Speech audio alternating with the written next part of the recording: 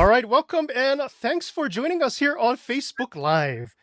Today, joining us, we got David Lewis of Dynamic Sounds Hawaii. Good afternoon, David. Good afternoon, Jace. How you doing?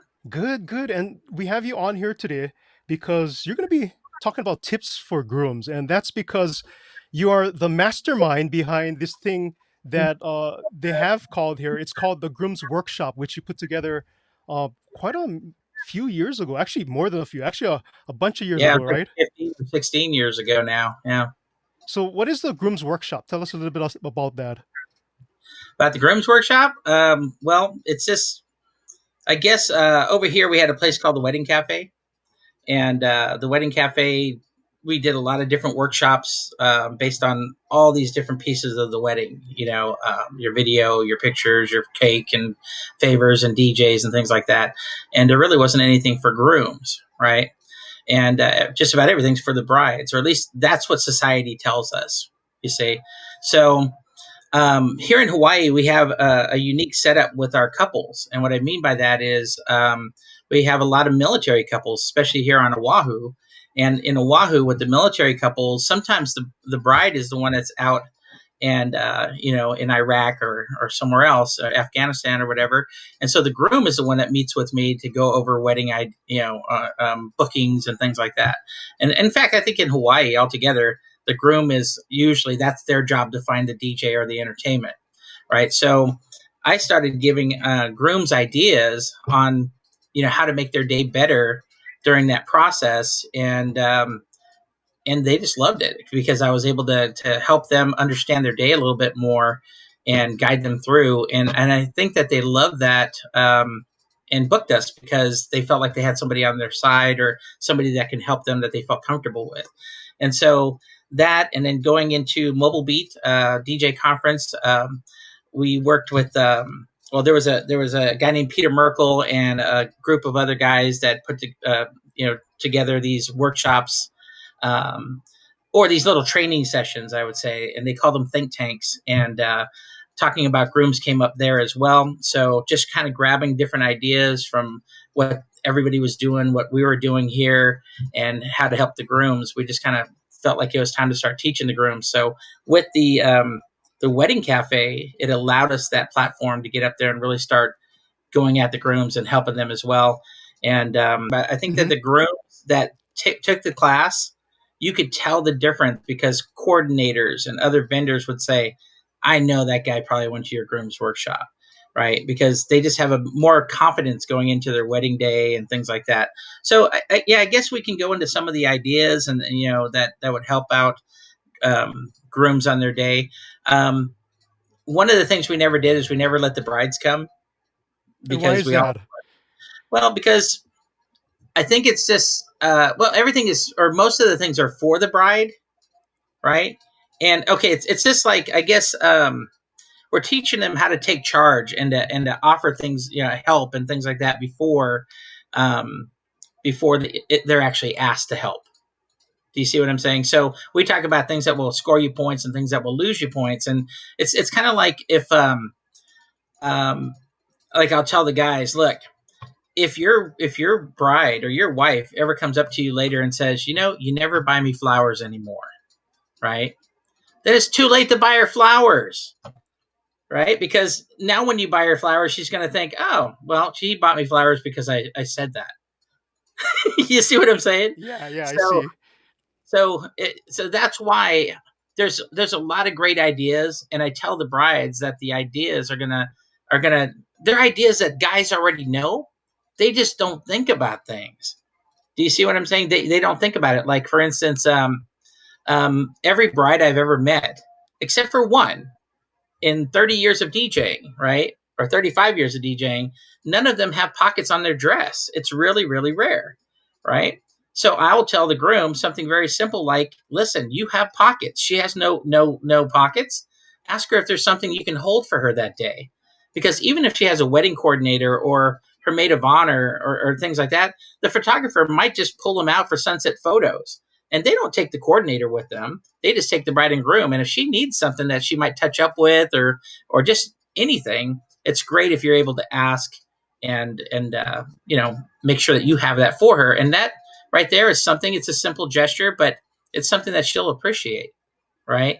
So, and something like that, I would let the brides know. But there's some things in there that I just want to share with the grooms. I think the whole thing is just to make sure that the grooms know that they have the opportunity to walk into their wedding day with a better understanding of what's going to happen before it does. And going back to the wedding cafe, the owner of the wedding cafe, Bryson and Tana, I was sitting with Bryson. This was before I joined the wedding cafe, and I was at another wedding, but I just got there 2 hours early to set up. And he was sitting down in the locker room, and he and his guys were there. And I asked him, I said, "Are you Bryson?" And he said, "Yeah." I said, "So you're marrying Tana?" He said, "Yes." And I said, "Well, I know Tana." And I said, "Listen, do you have this ready for today?" And he's like, "Oh, I didn't know I needed that." And I said, "Well, what about this?" And he's like, "I didn't know I needed that." And I said, "What if she does this? What are you going to be ready for? What do you have ready for that?" And he's like, "I didn't know." So I shared with him some ideas, and then I met him like 2 months later. I seen him at the wedding cafe, and he walked up to me and he says, "Oh my gosh, you saved me." He's like, "You saved me. Everything you said she was going to do, she did." Right. And he's like, and I was thinking, what did that guy say? What did that guy say? Right. And it's as simple as just thanking the bride.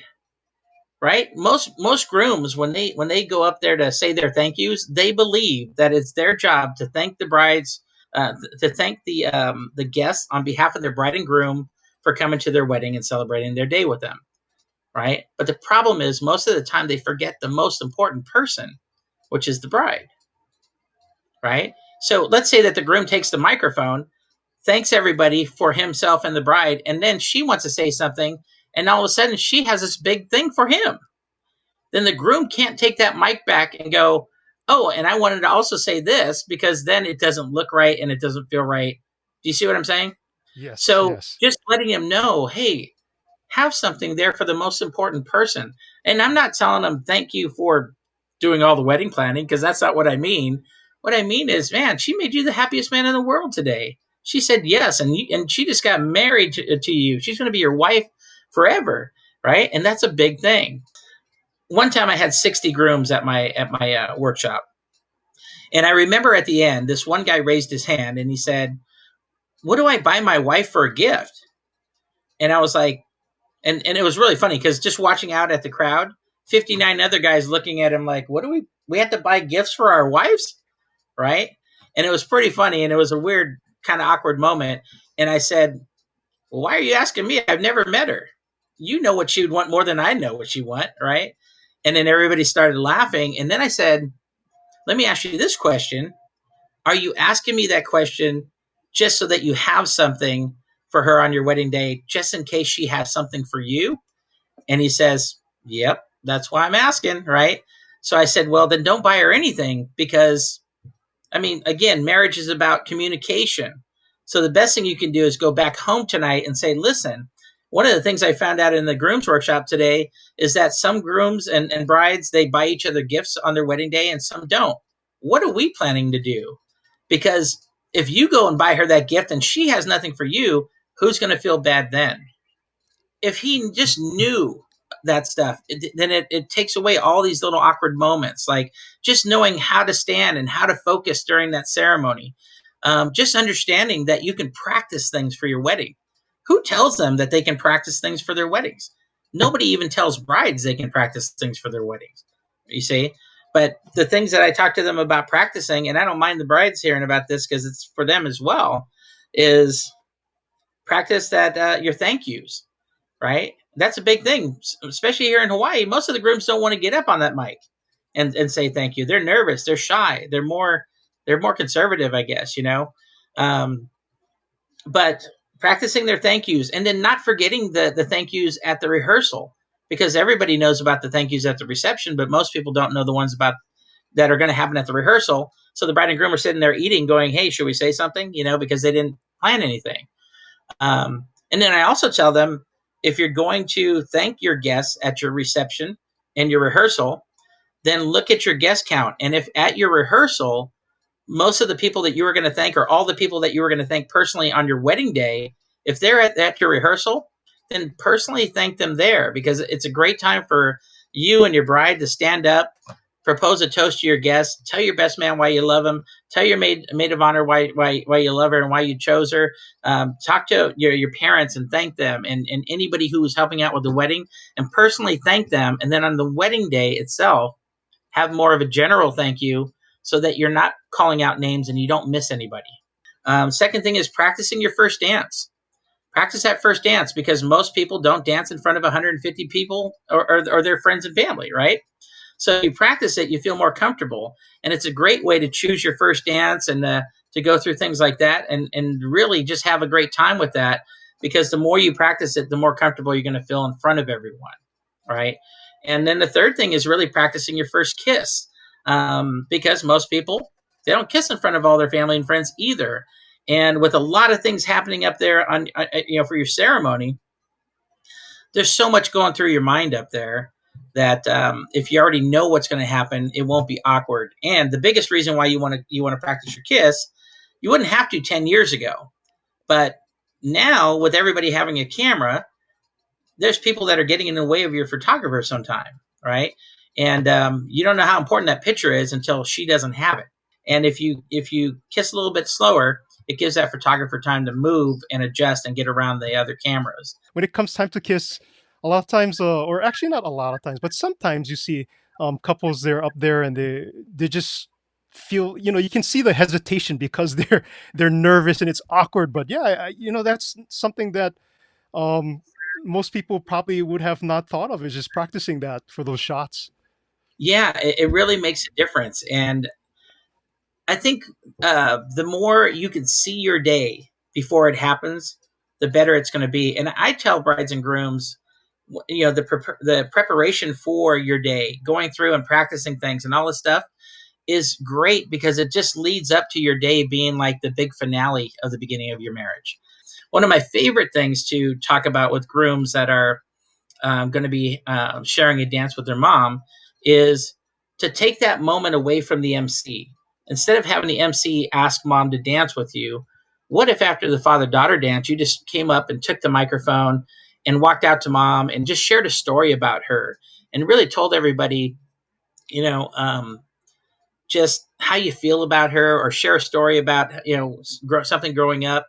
Um, or some moms have actually practiced their first dance. I mean, their mother son dance when they were little with them, right? And then now they're finally getting into that moment, right? But the best thing is for him to share a story, say something, share a story, and then ask her to dance himself. Because when he does that, everybody in that room will watch that dance instead of going to the bathroom, or going to smoke a cigarette, or going to get a drink, and things like that. And I always tell my grooms that if you ask your mom, and I don't care how you ask her, right? Some guys will say something, really, really simple, like, again, after a father daughter dance, there's a mother son dance. Mom, I just want to tell you I love you. Will you dance with me? Right? I heard somebody say those exact same words, and at the end of the event, I watched people saying goodbye to him, saying, "When you asked your mom to dance, that was awesome." And I'm thinking, wow, he barely said anything, but he said something, right? We're talking about going back to the beginning and the dating process, Hmm. right? We're talking about how I'll tell my grooms, look, I don't know what you did in the dating process, but it worked, right? You wooed her, you did what you needed to do, and she said yes, and it worked, right? So the problem is you'll date, and then you'll ask her to marry you, and then she'll say yes, and then all of a sudden there are so many different things coming at you guys. Now you got to throw a party for 150 to 200 people, right? Now you have to figure out all these things, with hotels sometimes, and food, and who's coming, and just everything. Are we having a limo, and all these different things? And there's so many different decisions that need to be made, right? So the best way to be a great listener is to remember to go back to the dating process, right? The dating process has you exactly where you are. So the best thing to do is to tell her, look, I'll be there for the meetings that I can be at, right? That you want me at. And I will do my best to be there for that. And we'll take our dates and split them up 50-50. 50% will be all about wedding, but the other 50% will just be about why we're doing this in the first place. It'll be back to us. And most people forget because wedding stuff gets to be so crazy that they really forget to date and why they're doing it, right? And I think that just that dating process going back will help them to understand why they're actually doing this whole thing, which is we want to be together forever, and we want to share this with our family and friends, and we want to celebrate it with them. And brides and grooms that have that mentality going into their wedding day, it's just so much better and easier. Just a great tip because a lot of times, especially during the whole process of them planning their wedding, they get stressed out, right? And they if they just go on a date and just remember why they're in that process, right? Yeah. It's just it does wonders for them, right? Yeah, it really helps them to really get back to why they're doing things. And it's just like that's why I look at a wedding day and I think, wow, that's the beginning of their marriage. So let's help them make this great, because later on, when they have all these kids and there's soccer practice and work's going this way and all this other stuff's happening and they're going crazy, they can always look back on their beginning. Do you see what I'm saying? And Yes. that's why I think it's really important to have a great celebration that they can look back on and go, "Oh, remember that day? Remember this and that?" And and so that's why we always, when we take on a client, we just want to make sure it's awesome for them. So it's kind of cool. Another thing that we do at the Grooms Workshop is we actually have stuff for the best man as well. And Really? I What don't kind know of if you. stuff? What kind of stuff you teach the best man? That's kind of an important job. That's why. Yeah, well, we kind of let them know. I mean, because the best man thinks, okay, I gotta make a toast and I gotta prepare the bachelor party. Those are the things that they think they have to do, right? And so when you go to the toast, first thing is we want to show them how to hold a microphone, right? Because if they're holding it down, if they're holding it up by their face, everybody can hear them. If they're holding it down by their stomach, nobody can hear them until the DJ pulls up the sound, and then you get the feedback, and it's just not good, right? So we show them how to hold a mic, so this way it makes it better. We show them how to prepare their toast, right? We just remind them, hey, kids are going to be there, grandparents are going to be there, parents are going to be there, so keep it clean, right? Keep it clean. There's times maybe at the rehearsal if there aren't any kids there. Maybe you can have your fun then, but keep it clean, right? I also tell them if you think you're funny and nobody's laughing, just stop and move on. I've seen a lot of those. Yeah, Yeah, I it's kind of do see that.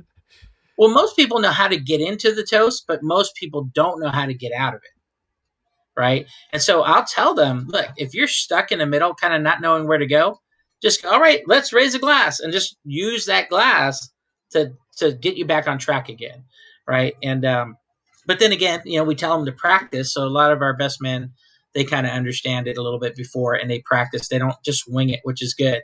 But those are big things for their toast to really make sure that they're good. The best man should also their job is to make sure the groom is on time, Mm. right? Really get a calendar set up. Find out what needs to be done because you want to make sure the groom is there on time and that the rest of the guys are ready to go. And it's funny because sometimes at the reception timeline class, I'll tell the brides, look, I just had the grooms and I shared with them this. I told them if your wedding is running 15 minutes behind, from the beginning, it starts 15 minutes late, it's okay. And if it starts 30 minutes late, it's okay. And if it starts an hour and a half late, it's okay. As long as it's not because of you, the groom, or your groomsmen, right? And I say, if it's because of your bride and her bridesmaids, just shut up and don't say nothing, right? And it's real. So I tell them, so ladies, I just want to let you know the grooms already know this. They're not going to be late. So if you're late, it's only because of you. So make sure you're not late because it's going to be hard to catch up throughout the day. If you start off late. And so, but I tell them it's your job to be there. It's also the best man could act more of a host at the wedding reception as well. So during cocktail hour, maybe he knows the friends of both sides. Maybe he can introduce them or families to each side. Just be involved and be there. He's The best man can also help round up the wedding party. Hey, if the grand entrance is happening at 6:30, can you help us make sure all the wedding party people are out there and ready to go? And he can take that lead and take charge, and it's always a good thing. Again, I tell him, make sure you're dancing and having fun at your wedding. And remember, he's part of the party of the wedding. Also, I say, look, if you guys are renting tuxedos or suits and things like that, maybe be that one point person that grabs everybody's tuxedo and suit after to take it back. It's better than everybody taking them back one at a time. And he doesn't actually have to do that as a best man. He can actually assign one of the other groomsmen to do it or another friend. But having that set up to where all that's done, this way the groom doesn't have to think about that stuff either, which is kind of nice. So, but their big thing is just to always be there for the groom. So do you You know, feel like with what is for like the bridesmaids, or actually the maid of honor or the matron of honor, how they're so involved in helping the bride? Do you feel like for the groom the best man should be just as involved? I don't think that he should. I mean, I don't think that he has to. I think that it's really up to him. I'm just trying to show them ways that they can be helpful, and it's really up to him. And you know what? Sometimes if the groomsmen see that and they're like, "Well, I'm not giving a speech or toast. I can help out with that." There are some things that will help you lose points too in the groom's workshop. You know, Are you going to discuss any of that here, or are you going to hold off for the groom's workshop? no, I'll give you a couple of things that that'll affect your day and help you lose points. The first one is just to simply act like you don't care, right? To act like society tells you to act and be a groom. Just show up, right? I don't believe that there's any bride out there that wants their groom just to show up, right? It's just that that's what we're kind of told, and it's kind of a joke, but people feel that way, and that's a lot of times they'll say that. And I think grooms could be so much more for their day. And here's the other thing that I know for a fact is that it is the groom's day just as much as it is the bride's day. You see what I'm saying? And so, make sure that you're in there to make some decisions as well as a groom, and really get in there so that you can, make this day great for you and your family as well. You see what I'm saying? And by doing that, it's only going to make her day better. You see, the other thing is getting drunk the night before the wedding, Oh man, right? we've seen that happen before, right? And it Yeah, does not end, or it doesn't start the wedding really well. yeah. Or actually getting drunk during the wedding. Mm. That's another thing, right? You want to remember this day. I'll tell you what. I have a groom. I won't say his name, but he lets me know every year that that she reminds him. You know, and you know, I watch when I'm DJing or emceeing an event. I'll watch my grooms to see how much they're drinking, and sometimes I'll go up to them and say, "Hey, you better slow down." But this particular groom, this couple got married earlier in the day, like 1 o'clock, and then they went out driving around taking pictures. And while they were driving around taking pictures, they were drinking, right? So by the time we got them at 5:30, 6 o'clock, they were already pretty good, right? But I didn't know this because I didn't know what was happening there. So I actually only seen the groom take one or two shots that night. So I didn't see it, right? And anyway, the bride came up to me about a half an hour into dancing and with about an hour left of the wedding. And she just said, "Cut it." And she was Oh, like, "Cut it." And I was like, and I asked her, "Do you want me to play a slow song? What's happening?" And she said, "No, cut it and ask everyone to go home." Right. And I was like, "Uh-oh." Right. that's So tragic. yeah, so I was trying to find out what was going on. And she's a sweetheart. And he's awesome too. Right. And I think that his friends would never do that again, realizing what went down. But all I can say is this. We just stopped everything. We asked everybody to go ahead and take off and stuff. And it's because he was kind of passed out on a table. Oh Right. no. And all I know is that night I watched the groomsmen like take him out, by holding him up and walking him out, and he ended up in the bridal suite that was used for the bride to get ready in. That's where he ended up staying. The hotel next door where they had the honeymoon suite, the bridesmaids ended up there with the bride that night. Oh, Yeah, so that's what I said. So you never know, and that will go throughout your marriage because you can't take that one back. and it's worse that when they have like their bachelor party the night before, Oh yeah, that's something that I tell them, do not do that. Have yeah. it farther in it, Well, before the I wedding. Yeah, I even say have their rehearsal dinner like 2 days before the wedding, so the next day the girls can go to the spa or relax, and the guys can go golfing or they can go hang out and relax. And then this way they had all their party 2 days before, at the rehearsal dinner, and then the next day they relax, and then now boom, we go into the wedding and everybody's fresh. we actually started doing timeline workshops, reception timeline workshops, is because we seen through the Grooms Workshop what brides were stressing out on, and then we just said, you know what, let's go teach them. I know you actually have like a few downloads for some of the Grooms Workshop and also for the Timeline Workshop, right? Yeah, we do. Well, when we put the Grooms Workshop together and the Timeline Workshop together, it was for different other vendors in different markets to be able to teach the class Mm-hmm. in their areas. But now, I mean, I have no problem opening it up to the brides and grooms that are getting married, because I think I can help so many more in different areas where this is not happening. Um, so all the stuff that they would get, like these are the DVDs right here, All Jace, right. that we would normally sell to our vendors. This isn't what the brides Can and you grooms would end can up you show up getting. those DVDs again? Let me say here. There we Uh, go. I got you full screen now. That's why. Yeah, there we okay. go. Perfect. All right. Okay. So these are not the things that the brides and grooms can get. If there's a vendor out there that wants to do a grooms workshop and a timeline workshop, we have. If they go to groomsworkshop.com, um, or receptiontimeline.com. They can order the Grooms Workshop information for their area to teach it.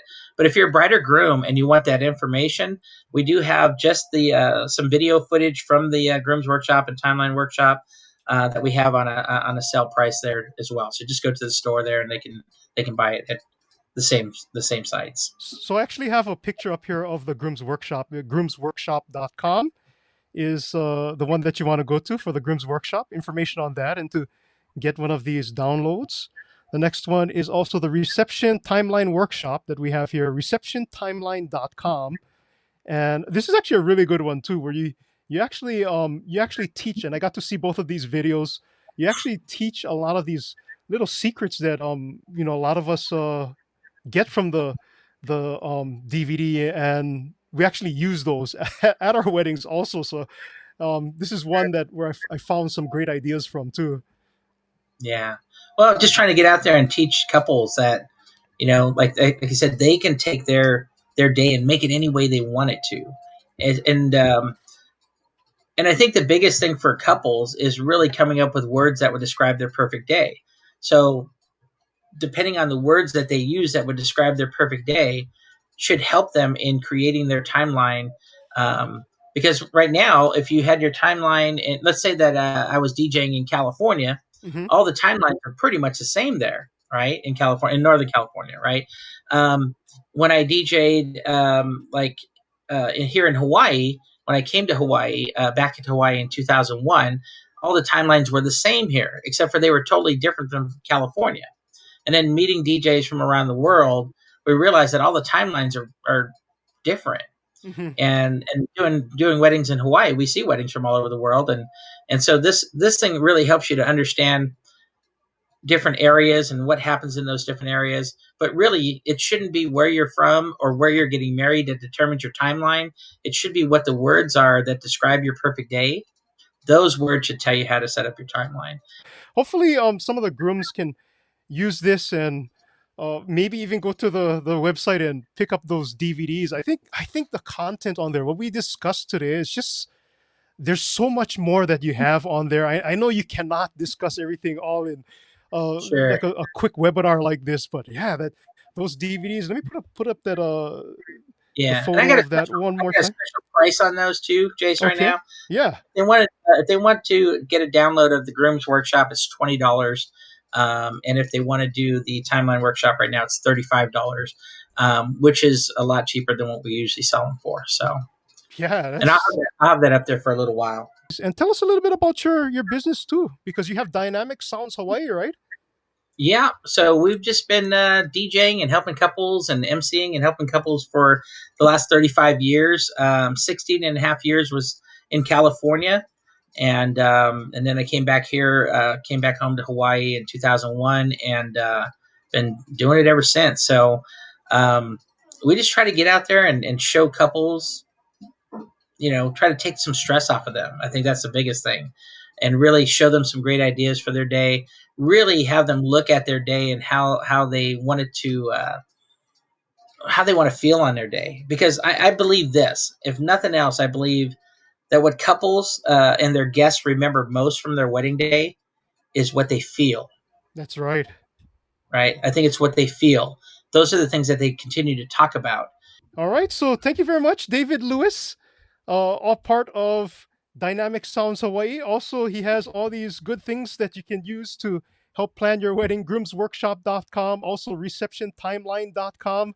And yeah, and also, where can they reach you on Facebook and also Instagram? Well, it's just Dynamic Sounds HI on and on our Facebook, or Dynamic Sounds Hawaii as well. So, but most of our stuff, like I said, we prefer people just to call us or Okay. to look at our site and then give us a call, because we like to spend more time with our couples than on social media. Okay, yeah, that's a good thing. Well, thank you very much, David. Enjoy the rest of your day, and thanks for coming on. All right.